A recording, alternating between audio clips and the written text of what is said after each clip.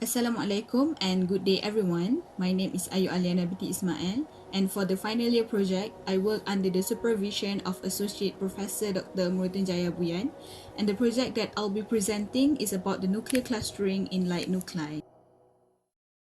Clustering in nuclei provides vast information about the nucleus. The nuclear density gives us the time average of the distribution of nucleons in nuclei, but little information on their relative separations at a particular instant. Classically, there are no information about how the motions of the nucleons correlated to each other as they were being observed to move by series. There was also no information about the configuration of the nucleons or on how the nucleons are being distributed or the tendency for the nucleons to permanent or transient substructure. Cluster arrangement reveals much more about the nature of the force interaction within the nucleon itself. On our study on nuclear clustering, focus on light nuclei, which in the study of the nuclear structure, low in proton number is referred as light nuclei. Hence, light nuclei are termed as nuclei with mass number less than about 50. So in this study, we will take argon-32 until argon-44 as samples. So what is nuclear clustering? Nuclear clustering or nuclear substructure is a formation of assembling and disassembling the nucleons intrinsically inside the nucleus. The clusters also can be said as of two neutrons and protons as forming whenever the nucleons are near enough together for their mutual attraction to pull them together, and then breaking up as soon as they collide with other nucleons.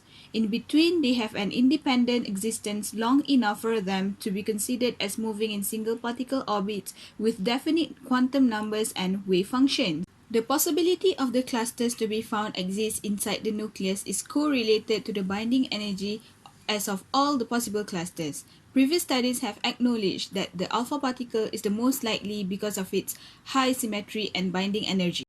The methodology of this research involves numerical and computational techniques. In the study of nuclear clustering, frameworks such as fermionic molecular dynamics (FMD) and anti-symmetrized molecular dynamics (AMD) are the methods that could explain the mean field and clustering properties of nuclei. However, these models become insufficient to describe clustering in light and equal Z alpha nuclei. Hence, in this study, we will discuss the clustering properties in nuclei within the relativistic mean field model, RMF. The RMF model works well for light mass regime. The relativistic mean field theory works along with three basic assumptions. First, nucleons are treated as point-like particles. Second, the theory is fully Lorentz invariant. And third, it obeys strictly causality. Under these assumptions, the nucleons are treated as direct spinors. They can interact between themselves only by the exchange of effective point-like particles called mesons. We have calculated the bulk properties, which includes the binding energy, nuclear charge radii, and the quadrupole deformation parameter, for the ground state of argon-32 until argon-44. Under the assumption of nucleus as a drop of Fermi model, hence we obtain the results as well for the finite range droplet model FRDM. Then we compare the results obtained from the RMF NL3 star and from the FRDM with the experimental data. The main objective of this project is to investigate the clustering in the light nuclei for argon-32 until argon-44 isotopes within the relativistic mean field framework RMF. To analyze the cluster inside the nucleus, we require the density distributions of the proton, neutron, and matter for a given state. The densities are obtained from RMF and L3 star in the positive quadrant of the plane parallel to the symmetry Z axis. These are evaluated in the rho Z plane, where rho equals to x equals to y equals to r perpendicular.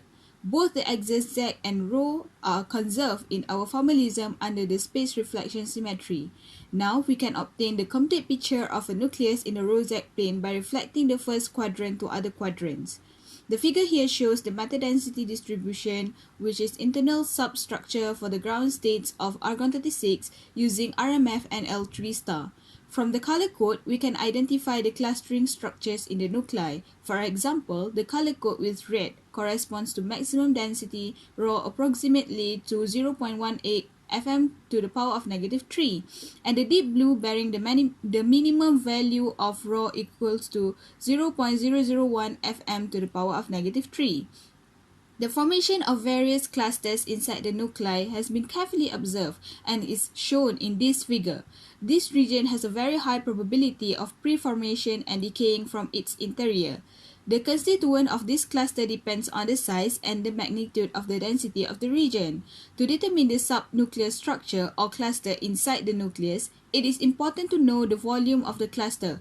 In other words, ranges of area covered by the cluster.